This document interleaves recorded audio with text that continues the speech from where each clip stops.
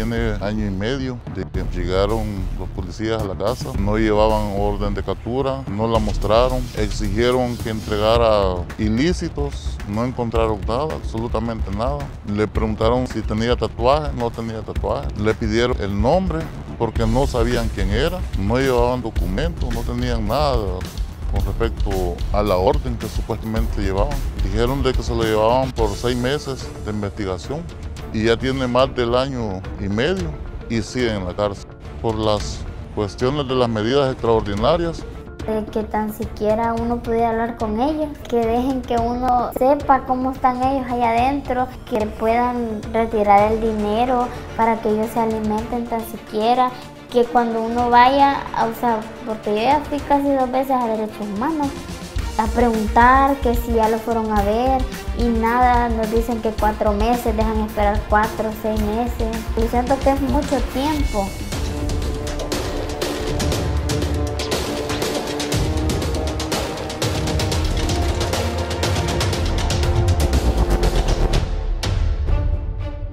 Medio año después de la llegada de Salvador Sánchez Serén a la presidencia, su gobierno anunció que no continuaría con la estrategia de negociar con las pandillas, tal como lo había impulsado su antecesor, Mauricio Funes. Nosotros no podemos volver al esquema de entendernos y de negociar. Nuestra obligación es perseguirlos, castigarlos y que la justicia determine las penas que les corresponden, expresó el mandatario a inicios de 2015. El año anterior, las cifras de asesinatos habían llegado a los 3.912, más de 1.422 asesinatos que en el 2013. En el 2015, los datos de la PNC indican que los enfrentamientos entre elementos de seguridad pública y supuestos pandilleros incrementaron a 622, en comparación con los 242 registrados en el 2014. En los enfrentamientos de 2015 fallecieron 320 supuestos pandilleros y 17 policías y soldados. Ese año fue uno de los años más violentos de la posguerra de El Salvador. 6.657 personas fueron asesinadas. Los inicios de 2016 continuaron violentos, hasta que el 3 de marzo, pandilleros de la 18 revolucionarios asesinaron en San Juan Opico a 11 personas, 10 de ellas trabajadoras de una empresa de distribución eléctrica. A finales de ese mes, el 29 de marzo, el gobierno decretó estado de emergencia en 7 centros penitenciarios del país: el Centro Penal de Quezaltepeque, Ciudad Barrios, Izalco, Chalatenango, Zacatecoluca, San Francisco Gotera y Cojutepeque fueron los recintos declarados bajo este régimen. Esta acción se realizó, según afirmaron las autoridades, con el objetivo de cortar comunicación entre los líderes de las pandillas recluidos en las cárceles y los miembros de estas estructuras que se encuentran en libertad. Las medidas consistieron en aislar en celdas especiales a 299 principales líderes de pandillas, restringir la visita de los internos, el bloqueo de señal telefónica y de internet al interior y en un perímetro de 500 metros de los centros penitenciarios, limitación del desplazamiento de los privados de libertad, suspensión de traslado de los internos para la realización de audiencias judiciales. Como Educa, desde que se aprobaron las medidas extraordinarias, esto ha implicado un abuso y una violación continuada y repetida de los derechos humanos de los privados de libertad. Esta situación lo que ha hecho es empeorar las condiciones de encarcelamiento. Históricamente El Salvador ha tenido una situación muy problemática en las cárceles, pero fruto de estas medidas pues lo que ha hecho es que se aumentaran las ejecuciones extrajudiciales, se aumentaron casos de tuberculosis, ¿verdad? Y se aumentaron un conjunto de violaciones como el derecho a la visita, como el derecho a la defensa, ¿verdad? Elementos que cualquier privado de libertad tendría que tener asegurado y no ha tenido. Ahora, con la reforma, digamos, a la ley penitenciaria, y por tanto lo que se hace es convertir en ordinaria alguna de las medidas extraordinarias, lo que se hace es legalizar, avalar la tortura, avalar los abusos continuados que se dan sobre los privados de libertad. Las medidas han tendido a confundirse mucho también en el uso mediático del discurso que hay alrededor de las mismas. Muchas veces se confunden con las acciones operativas de la policía o la Fuerza Armada en territorio. Ese es uno de los primeros elementos que nos gusta a nosotros institucionalmente separar y aclarar. Las medidas extraordinarias se han orientado a la toma de control de los centros penitenciarios. Fue ahí donde se aplicaron a partir de abril de 2016. Estas han sido, como ya lo sabemos, renovadas en 2 ocasiones, la última durante 6 meses, que no hemos terminado, si no me equivoco, en octubre finaliza el último periodo. Y lo que observamos de las medidas es que, bueno, aunque en términos muy generales se plantean como un intento por recuperar el control de los centros penitenciarios donde están recluidas personas vinculadas a pandillas, en la práctica lo que han hecho es limitar o restringir el ejercicio de algunos derechos fundamentales de las personas privadas de libertad, también restringir algunos derechos de los familiares de esas personas privadas de libertad y también de las personas que viven alrededor de los recintos penitenciarios, y al mismo tiempo generar condiciones que puedan estar permitiendo actos de tortura, malos tratos, tratos crueles e inhumanos y degradantes a las personas que están privadas de libertad. Al apartamento de Sacamil, ahí estaba él. Fuimos a preguntar y ahí estaba él y nos dijeron de que lo tenían detenido por eso, por agrupaciones terroristas. Le hicieron la primera audiencia y en la primera audiencia que le iban a hacer, sí lo pude ver, pero solo cuando lo sacaron, porque nosotros fuimos a ver si lo podíamos ver, va. Entonces, de ahí para acá todas las audiencias se las han suspendido. Digamos que ya van unas 3 audiencias que se las van suspendiendo y dicen de que para una fecha, para la otra, y dejan meses. Mi otro hijo fue detenido igual, de las mismas condiciones.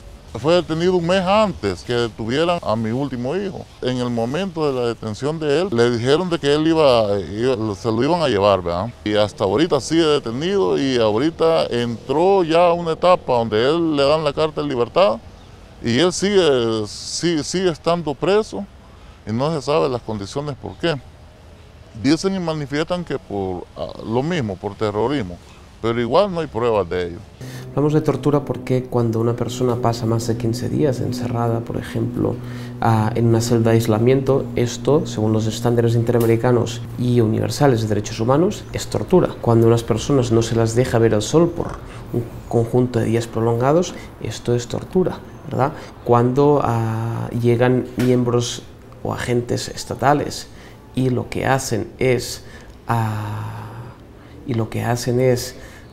golpear, no dar alimentación, esto es tortura, ¿verdad? Por estas condiciones decimos que se está avalando la tortura. Lo llevaron a la Bartolina del sector, lo tuvieron por 3 meses y algo, y de allí pues lo trasladaron para Barrios. Solamente el día de la primera audiencia lo logré ver, lo vio mi familia, pero hasta ahí. Él no está condenado, no hay nada para que lo condenen. Definitivamente de que en alguna medida sí se han violentado esos derechos. Nuestro régimen penitenciario lo que persigue es mantener los lazos familiares, ¿verdad? Pero al privarles de ese derecho que tienen los familiares de los internos a la visita o del derecho que tienen, mejor dicho, los internos de recibir una visita, definitivamente que se les ha violentado.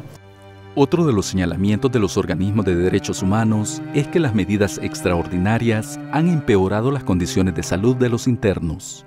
Lo que nos han dicho los muchachos que han salido de ahí adentro, salió libre, nos dijo de que estaba mal, que estaba en desnutrición severa. Había ido a preguntar y me decían que no se podía. Ahora ya salió otro y nos dice de que está más grave, que está igual en desnutrición severa, pero está desnutrido. O sea, él lo iban a pasar para un cuarto donde están los más graves. Y yo le fui le quise depositar el 30 y no pude, porque él tiene retenido el dinero que yo le deposité hace como quizás el mes pasado. Le deposité el 15 y le deposité el 30. El incremento de los casos de tuberculosis consideramos que puede estar vinculado a las condiciones de poco acceso a la salud. No creemos que sea un elemento de causa y efecto con las medidas extraordinarias. Yo creo que hay que ser responsables sobre ese tipo de afirmaciones. Sí creemos que las medidas extraordinarias han creado condiciones que limitan el ejercicio y el acceso a ciertos servicios fundamentales y que las muertes que pueden ser provocadas por problemas de salud dentro de un centro penal es responsabilidad del Estado y que por tanto tiene que responder y generar condiciones óptimas para que no ocurran estos hechos. Solo en el caso de las muertes por tuberculosis, en el 2015 se registraron 4, en el 2016 1, en el 2017 40 y hasta abril de este año se registraron 10. Lo anterior ocurrió en todos los centros penitenciarios del país, según datos de la Dirección General de Centros Penales. Eso es un secreto a voces de que en los centros penitenciarios tenemos muchas personas con problemas de tuberculosis, pero la tuberculosis también se da por ciertos factores, y uno es la oscuridad, el hacinamiento, la humedad, o sea, todos esos factores contribuyen a que la tuberculosis se concentre más, y si en esas condiciones tenemos a los privados de libertad, definitivamente que eso ha desembocado en eso. Hayan medidas extraordinarias o no hayan medidas extraordinarias, si una cárcel está sobrepoblada, sobresaturada, van a haber problemas de salud, va a haber enfermedades contagiosas, va a haber gente que se va a desnutrir, va a haber gente que se va a morir. Según el director de centros penales, para reducir el hacinamiento se ha estado trabajando en los últimos años en la construcción de más infraestructura. 20.000 espacios son los que nosotros vamos a dejar en el sistema. Teníamos 9.500 espacios, se van a quedar con 29.500 espacios. De los 29.500 espacios, tenemos una población total de 38.000 privados de libertad. Veníamos de un porcentaje de hacinamiento del 343% y lo vamos a dejar nosotros en un 154%. El promedio en América Latina es del 160%. Otro de los cuestionamientos de las medidas extraordinarias son los problemas que han tenido los abogados defensores para contactarse con sus clientes. Esto es algo sumamente complicado para los abogados defensores, no sirve, se tienen que suspender, no puedes tener contacto con tu cliente, el cliente no se está enterando de nada porque está en una pantalla, ¿verdad? Esto es una realidad que no estaba funcionando y sigue sin funcionar. Además, si ahora ya se generaliza, como lo han dicho, ¿no? Y por tanto en los centros penales van a tener que ser cada día audiencias, es posible que muchos no se puedan conectar porque va a estar la sala ocupada. Por tanto, son otros elementos para seguir quitando herramientas a las personas que están procesadas y poderlas condenar sin un proceso legal y un proceso justo. La visita profesional de abogados no ha sido restringida ni va a ser restringida en ningún centro, porque ese es un derecho constitucional y es un derecho del ejercicio de la defensa técnica. Estamos nosotros separando la población condenada y la población procesada. La ley dice de que si la persona privada de libertad pertenece a una estructura, ya sea procesada o condenada, va a estar en un centro de seguridad y va a estar restringida de acuerdo a lo que las reformas han establecido. Yo le dije eso al abogado, yo le dije, mire, él está mal, él está grave, usted no lo puede ir a ver. Me dijo que no, que él ya no podía, ahí en ese caso yo no puedo hacer nada, me dijo, porque yo ya presenté todos los papeles que tenía que presentar para que a él lo den en libertad y esto está complicado, que solo iba a mostrar una constancia de salud de que él estaba mal. Hay medidas importantes que eran necesarias incorporarlas, por ejemplo, el nuevo sistema de audiencias virtuales, en la que actualmente nosotros ya tenemos 77 salas de audiencia y se van a construir 104. Las personas van a ser juzgadas y ya no va a haber la posibilidad de sacarlos de los centros y trasladarlos a los tribunales. Imagínense que hay audiencias en donde hay audiencias de 50, 100 sujetos. ¿Cómo puede llevar usted 100 sujetos a un tribunal para una audiencia? Hay casos en donde hay estructuras hasta de 500 sujetos. Entonces es importante que eso se haga dentro del sistema. Las medidas extraordinarias sirvieron al gobierno para pedir a la Asamblea más recursos. Y así fue.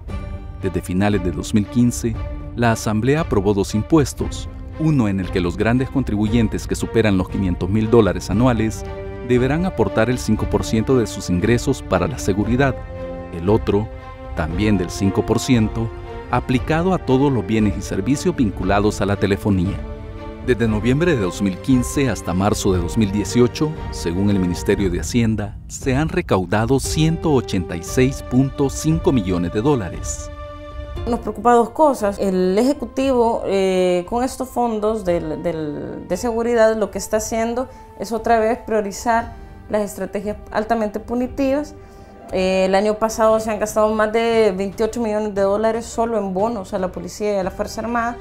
Creemos que hay formas más inteligentes, más duraderas de invertir los fondos, que puedan, digamos, ir al fortalecimiento de las capacidades de investigación de la policía, a procesos de depuración que son urgentes y a crear un sistema único de información entre las instituciones, por decir algunos elementos que pudieran favorecerse.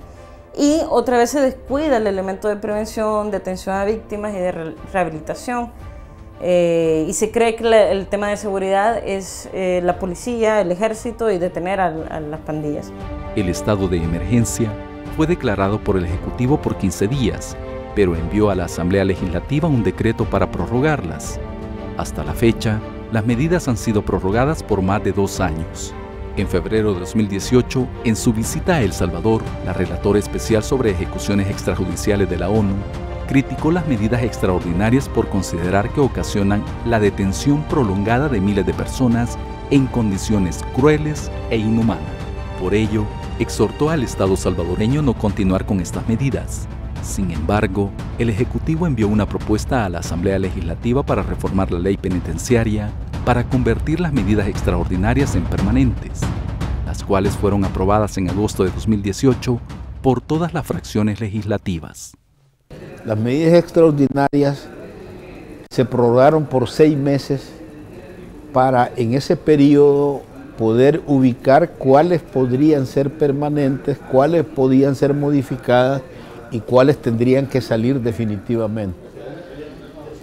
La primera medida que se hizo permanente fue la de las comunicaciones, el corte de las comunicaciones en los centros de privados de detención y en los centros penales. Estas se van a regir para todos los penales y no solo para los 6 penales de las medidas extraordinarias. Y hay algunas restricciones pequeñas en lo que es visitas, traslados, circulación interna, en 2 tipos de penales nada más, los de seguridad y los de máxima seguridad. Solo existen 2 de seguridad, que son Sacatrás y Izalco fase 3. Para esos se incorpora en la ley las medidas en los de seguridad, las visitas serán restringidas, no prohibidas. Restringidas quiere decir que se podrán restringir en determinados momentos, pero pueden estar vigentes en determinado momento. Desde nuestro punto de vista no hay argumentos técnicos para hacer ordinarias las medidas extraordinarias, porque lo que han conllevado las medidas extraordinarias han sido abusos y violaciones, pero no hemos visto un impacto directo en términos de criminalidad, ni mucho menos. Nosotros hicimos una evaluación, digamos, de la eficacia que tuvieron las medidas extraordinarias en el régimen penitenciario, ¿verdad? Por ejemplo, mire, al inicio de las medidas extraordinarias, lo que había es, el crimen tenía el control de las cárceles, prácticamente, ¿verdad? Y desde esos lugares se ordenaban crímenes, se transaba con objetos ilícitos y ahora la realidad es totalmente diferente. En criminología todo debe de ser comprobado y la criminología no tiene un método de estudio determinado, se auxilia de otras áreas, ¿verdad? Para poder determinar determinadas situaciones que van a impactar o no a la sociedad. En ese sentido, creo yo de que no ha existido un estudio criminológico real del impacto que puedan haber provocado las medidas extraordinarias. Lo que se ha examinado son los efectos alcanzados a partir de que se implementaron las medidas. Es decir, venía un proceso de crecimiento permanente del acto delincuencial y de los hechos horrorosos en el país. Bueno, hay que recordar aquella masacre de 10 u 11 trabajadores que se dio ahí en Opico. Hay que recordar el asesinato en masa que se dio de las personas que fueron acribilladas y quemadas en un microbús, en una coaster, en Mexicano. Entonces, frente a esos acontecimientos, la sociedad demandó medidas específicas que le ayudaran a impedir todo aquello. ¿Lo hicieron? No, no lo hicieron. Entonces había que crear estas medidas y eso es lo que era posible porque con lo que teníamos era imposible seguir adelante. Entonces allí se tomaron las decisiones y ¿qué es lo que ocurrió? Empezó a disminuir no solo el número de crímenes, sino las calidades de los crímenes. Disminuyó el homicidio, disminuyó la renta, todo eso fueron disminuyendo. Y eso quiere decir que las medidas extraordinarias estaban rindiendo su fruto. Eso no queda duda. Eso ahí están las estadísticas, son las que establecen la pertinencia o no pertinencia de las medidas extraordinarias de seguridad. Según los datos de las autoridades policiales, en el 2016, año en que se iniciaron las medidas extraordinarias en los centros penitenciarios, se registraron 5.278 homicidios. En el año 2017 se contabilizaron 3.954 muertes violentas, 1.326 menos que en el 2016. Y en el primer semestre de 2018 fueron asesinadas 1.803 personas, 18 más que las registradas en los primeros 6 meses del año pasado. A pesar de estas cifras, la población no está satisfecha con lo realizado por el gobierno en materia de seguridad. Según la encuesta del Instituto Universitario de Opinión Pública de la UCA, sobre la evaluación de El Salvador a finales de 2017, el 77.1% de la población dijo que las políticas de seguridad del gobierno están reduciendo poco o nada el problema de la delincuencia en el país. Son opiniones encontradas al final porque habemos familias pues, que pasamos por lo mismo pues, y yo pienso de que allí no todos merecen castigo de esa forma. Yo pienso que y estoy convencido de que debería tener comunicación al menos con la familia pues, y que se escucharan todo lo que ellos digan, todo lo que ellos hacen, que se escuche por seguridad, pero que tuvieran esa comunicación con sus familias. Pienso que no es justo. Consideramos que no puede rehabilitarse la gente estando en aislamiento permanente. No son estrategias, no son las estrategias punitivas las que van a permitir que el sistema penitenciario funcione en sí mismo. Nosotros venimos potenciando desde hace mucho tiempo enfoques restaurativos que permiten identificar la responsabilidad del victimario ante el delito, pero también atender a las víctimas de esos procesos, que es una población completamente abandonada. El sistema judicial está en función de castigar al culpable sin enfocarse el contexto, las condiciones, la víctima y la posibilidad de reparar el daño ocurrido. Nosotros ya hemos manifestado en muchas ocasiones que el corte de comunicaciones desde hace mucho tiempo tendría que ser una medida ordinaria. Lo que nos sorprende es que cómo puede ser que todavía se sigan dando, ¿verdad?, estas comunicaciones de la cárcel hacia el exterior, ¿verdad? Pero lo que siempre hemos dicho, tenemos que ver la problemática de la seguridad pública en términos generales, no en acciones concretas, lo tenemos que ver a medio o largo plazo, lo tenemos que ver potenciando la prevención, lo tenemos que ver pensando en la persecución del delito, pero no en la represión, no las grandes redadas, sino una investigación de calidad. Todos estos elementos lamentablemente no los tenemos. Tenemos respuestas populistas para intentar ser el nuevo presidente del gobierno el año que viene, ¿verdad? Y probablemente el presidente de la República va a ser aquel que tenga unas ideas más contrarias a los derechos humanos en temas de seguridad pública, porque es lo que vende.